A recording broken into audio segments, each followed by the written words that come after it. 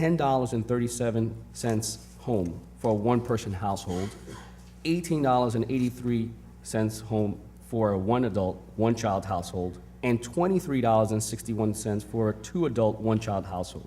So this bill simply makes sure that the minimum wage is totally reasonable. When we talk about $8.50 in comparison to $10.50, it's actually something that makes sense. This number is more in keeping with the bills being considered in Massachusetts and Connecticut, as well as President Obama's proposal. The Connecticut and Massachusetts bills actually provide greater increases from $9.75 and $10 by 2014, respectively. The president's proposal called for an increase to $9.75. Because minimum wage workers will still not be in a position to save, every $1 increase in minimum wage equals $2,800 in extra annual spending per affected household, providing a direct boost to the state's economy. That's the first difference. The second difference is the regional index versus the national index.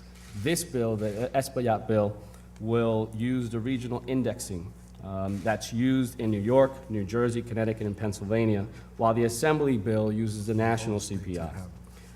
The regional indexing produces not only a higher number, but a significantly more accurate one because it is focused on the more expensive Northeast and excludes irrelevant data points from dissimilar states.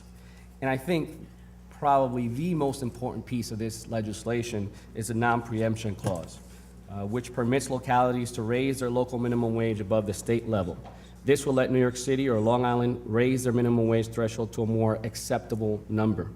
It would not actually change the regional minimum wage on its own, would simply allow localities to do so if they wished. California passed a non-preemption clause 10 years ago. San Francisco and San Jose are currently considering ballot initiatives to raise the local minimum wage as well. So this actually makes sense in comparison to the Assembly bill. Now, today I'm hoping that we have a healthy discussion on the increase of the minimum wage.